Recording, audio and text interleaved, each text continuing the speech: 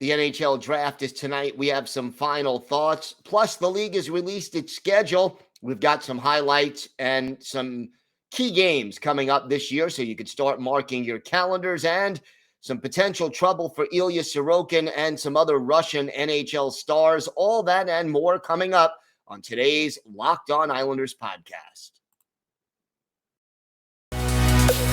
Your Locked On Islanders, your daily podcast on the New York Islanders. Part of the Locked On Podcast Network, your team every day.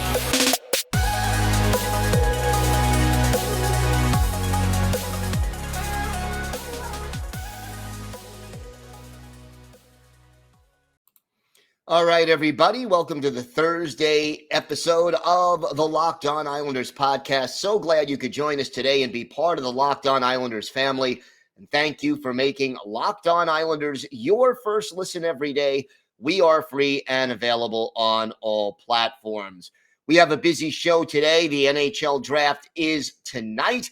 But first, let's talk a little bit about if you've got something Islanders related on your mind, feel free to email the show. And we have a listener email today. The email address, lockedonislanders@gmail.com. And if you leave your first name and where you're from, we are happy to mention you on the show when we talk about whatever it is that's on your mind. You can follow the show on Twitter at Locked On Isles, and you can follow me, Gil Martin, on Twitter at Ice Wars, NYR_VSNYI. We'll keep you up to date on all the latest Islanders news, notes, and happenings throughout this very important offseason.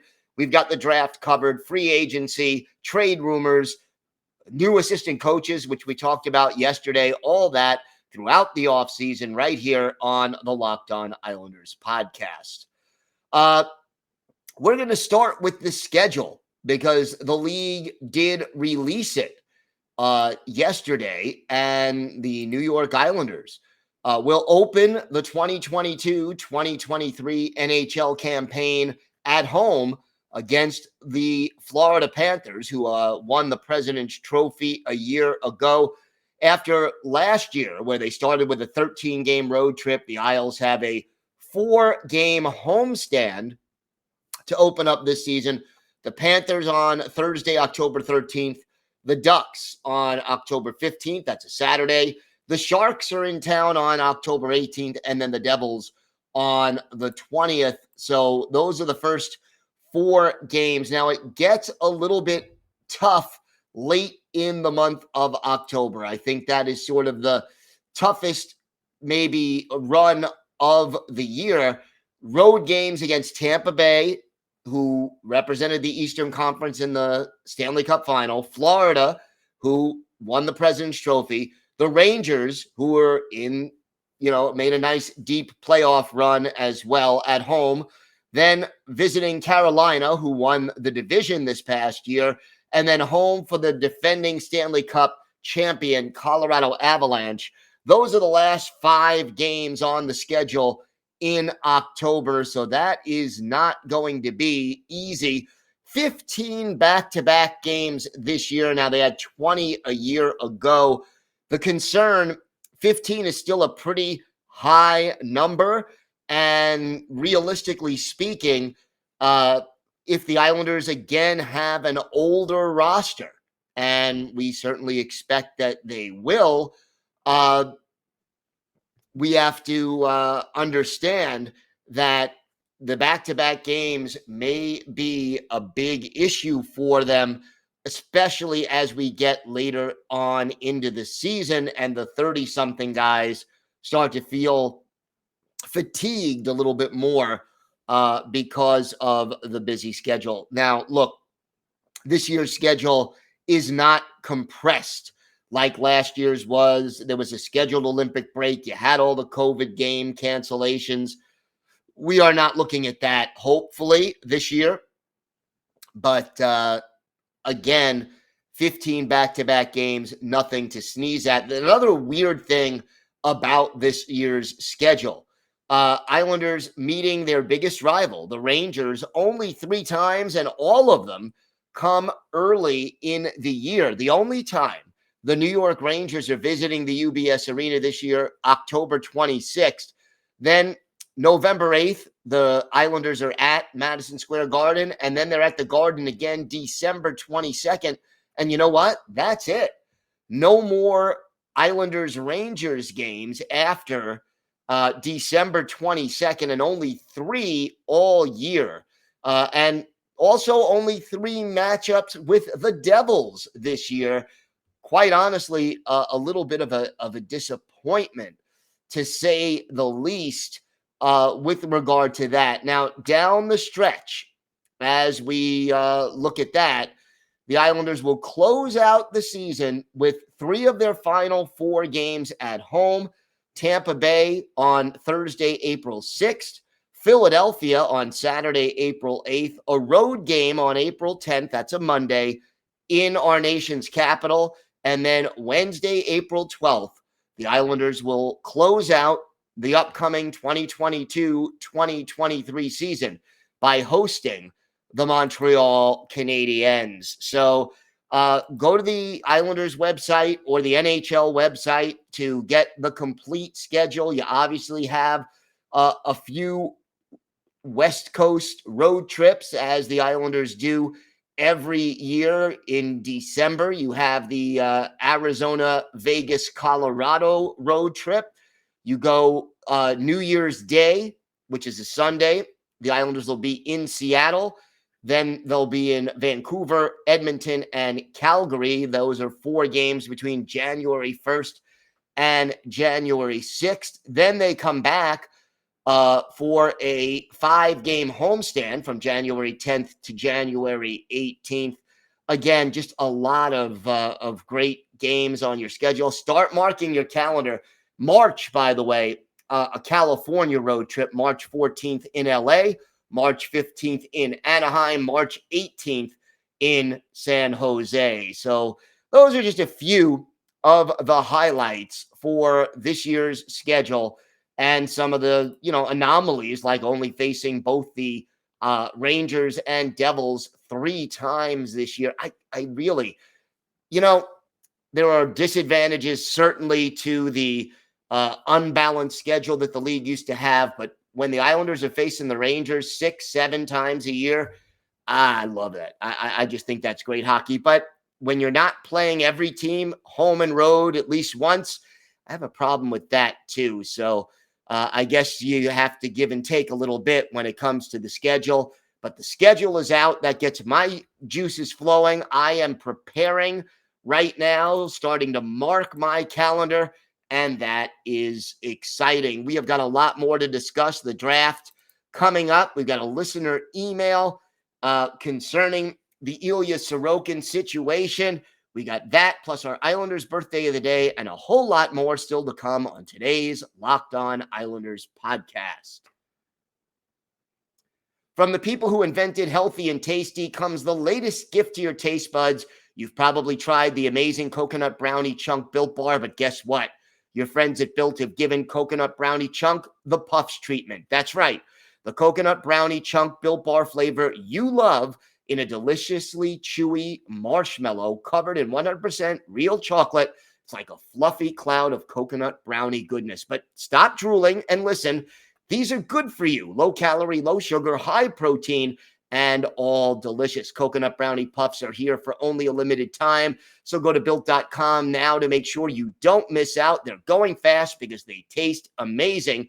And all Built bars are made with collagen protein, which your body absorbs more efficiently and provides tons of health benefits. So eat something that tastes good and is good for you. Delicious coconut, rich sweet brownie, creamy marshmallow. Stop fantasizing and get to Built.com to order your box of coconut brownie chunk Built Puffs right now. Go to Built.com, use promo code LOCK15 to get 15% off your order.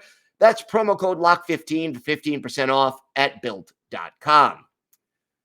Thanks for making Locked On Islanders your first listen every day. The NHL Draft is tonight, and our team of local hosts and draft experts are breaking it down with insights and analysis for every first-round pick. Subscribe to Locked On NHL and to Locked On Islanders on YouTube for all the latest breakdowns on the NHL Draft and more, and I will be hosting the network's coverage for draft night, so make sure you join us for that. Have an email right now from Matt. And Matt, thank you for the email. Hey, Gil, I know you'll be busy with the draft, but I was wondering if you have any insight on the whole situation with Russian players. I've been seeing a lot of talk about it, and it appears Ilya Sorokin may be over there for the summer. How concerned should we be about this? Well, Matt, again, thank you for the email. And I'm concerned. Not panicked yet, but here's the situation. Look, I don't like to discuss politics. This is a hockey podcast, but sometimes politics does get in the way of the game we love, and that's what's happening now. By law, every Russian citizen between the ages of 18 and 27 is supposed to serve at least 1 year in the Russian military. And athletes, professional athletes, they're not exempt from that requirement.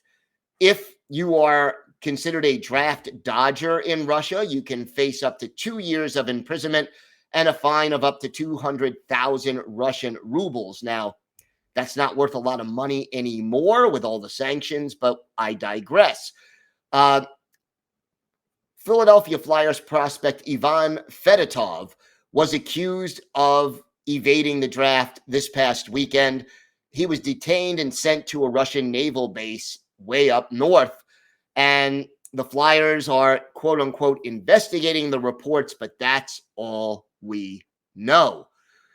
So we don't know yet what's going to happen. We know Fedotov terminated his contract early with his KHL team, CSKA Moscow, and that the owner of that team is very close to Russian dictator Vladimir Putin. So there may be something specific with that. But here's the deal. Ilya Sorokin, 26, he'll be 27 in August. He is in Russia right now. We know that much based on some social media photographs that were put up.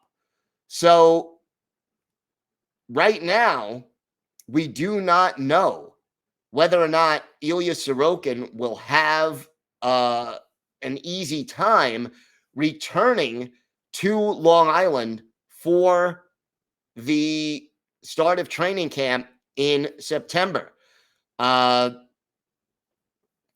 We know that Sorokin left his Russian team on good terms, as opposed to what happened with Fedotov.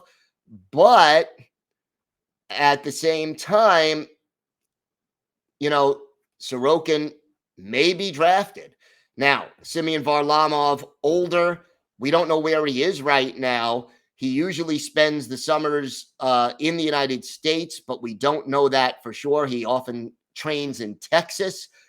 But Varlamov is also older than the draft age in Russia. So the question becomes, are there visa issues that are going to pop up? Would Sorokin be drafted? Again, can't say, don't know, but could politics get in the middle of things and cause some issues for Ilya Sorokin and a lot of Russian hockey players who are under contract to NHL teams but are between the ages of 18 and 27? They could. I'm not panicked about it yet, but yes, I am concerned, and we just have to hope that it does not become anything more than that when we get a little bit closer. So we'll keep you posted, but as of right now, we know Ilya Sorokin is in Russia and that he is subject to possibly being drafted to serve in the war in Ukraine and the Russian invasion of that country. So we have to see what happens and, keep an eye on it. But hopefully, it does not become an issue for the New York Islanders. Meanwhile, the draft fast approaching, and hopefully, the Islanders, I think I really want them to use their pick. That to me is the more prudent way to go.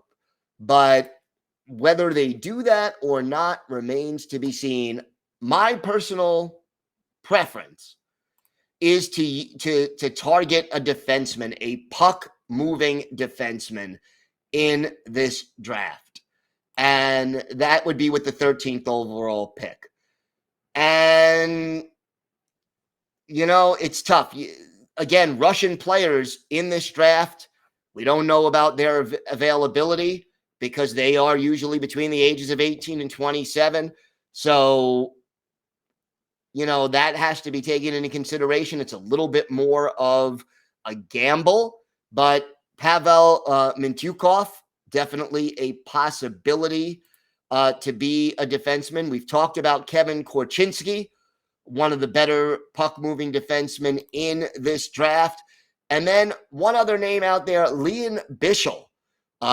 Big guy, 6'5", 216, but the offensive tools not as good really at this stage in his career as some of the other players. So, to me, I wouldn't be disappointed with him, but Korchinski would be a better choice in my mind out of those three. But it remains to be seen what the Islanders do, and they still could go forward at 13 if they don't trade the pick. I think the Islanders see who falls and go with the best player available. But to me, and we talked about this a little bit on yesterday's show, the biggest need really is that puck-moving defenseman.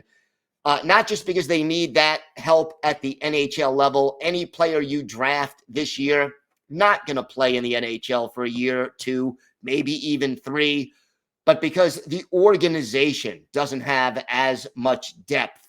And Tommy from Brooklyn sent an email, which I answered, and it went over this, among other things. So, yeah, I think that there are more forward prospects than defense prospects. The top 3 prospects in the Islanders organization right now are all forwards. Out of the top 10, there's only 2 defensemen, and one of them is Bodie Wild, and we know, and we've discussed his issues during last year, and we see what happens going forward. But if a great forward who the Islanders have listed as a top 10 guy falls to them at 13, and he's the best player available, I would not at all be surprised if the Islanders and Lou Lamoriello pounce on that player, and I think that would be the right thing to do. We have got more to get to on this episode of the Locked On Islanders podcast. We have our Islanders birthday of the day and some final thoughts on the draft. All that and more still to come on today's Locked On Islanders podcast. This episode is brought to you by your friends at Rock Auto. With the ever-increasing number of makes and models, it is now impossible for your local chain auto parts store to stock all the parts you need. So why endure often pointless or seemingly intimidating questioning and wait while the person behind the counter orders the parts on their computer, choosing only the brand their warehouse happens to carry? You have computers with access to rockauto.com at home and in your pocket. Now, you could save time and money when using Rock Auto, so why choose to spend 30, 50, even 100% more for the same parts from a chain store or car dealership? Rock Auto is a family business.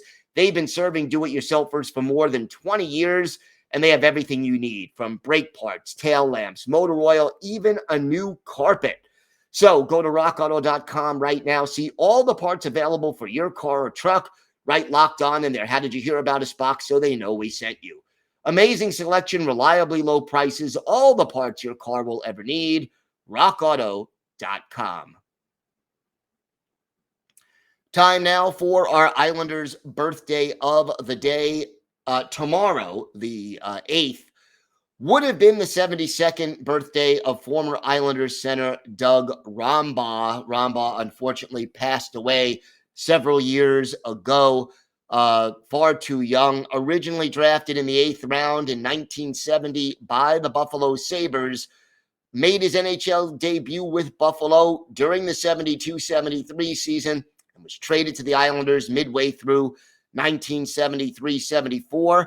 stayed with the Isles for the first half of the 74-75 season and was then dealt to the Minnesota North Stars as part of the pair of trades that saw the Islanders acquire J.P. Parise and Jude Drouin. He was out of the NHL for good after the 75-76 season, played 2 more years in the minors before hanging up his skates. Rombaugh, big guy, 6'3", 200 pounds, more of a defensive forward in the NHL, kind of a two-way guy, had some offensive skill, could score in the AHL, was a consistent 20-goal, 50, 60-point scorer in the minors, but in 150 NHL games, 24 goals, 51 points, and 80 penalty minutes. Never did play in a postseason game in his NHL career. We go back and look at one of his better games with the Islanders, March 24th, 1974. The Omni in Atlanta, the Atlanta Flames, the team that came into the league with the Islanders, facing the Isles. Phil Muir, the goalie for Atlanta. Jerry Desjardins, the netminder for the Islanders.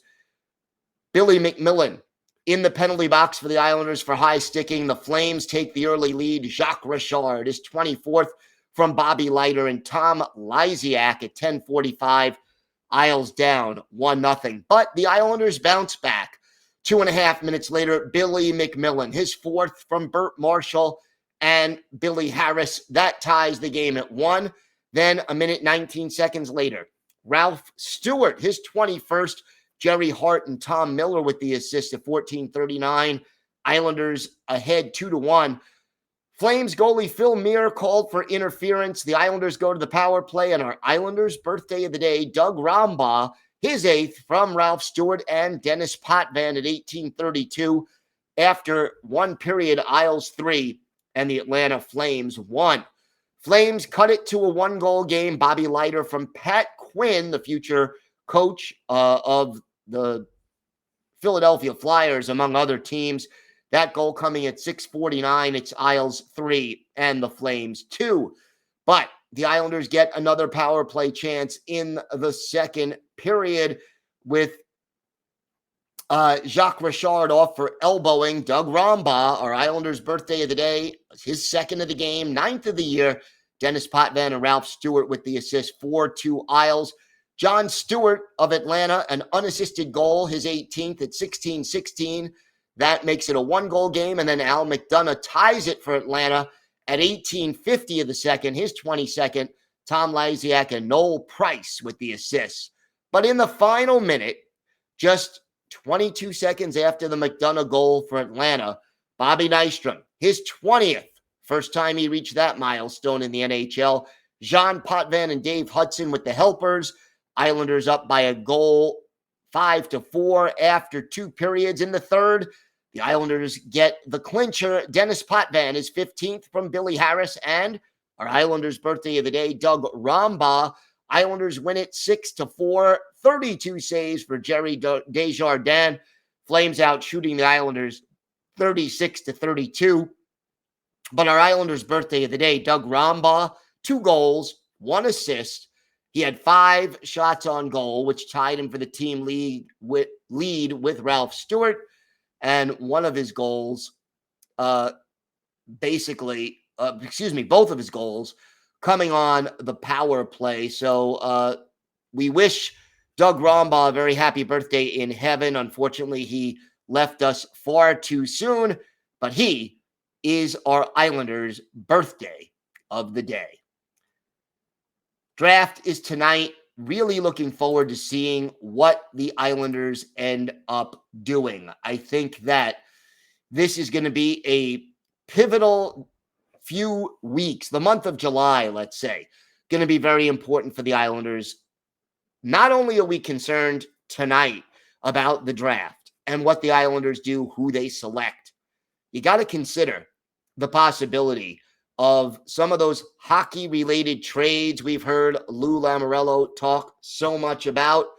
Well, some of those trades can be made either tonight and or tomorrow at the draft, and we'll see what happens with that. So we'll keep an eye on the trade situation. And hopefully the Islanders, if they make them, make some good ones to bring in, whether it's the goal scorer or the puck moving defenseman or moving out some salary cap or adding some draft picks. There's so many directions this team can go in, and we're going to have it all for you.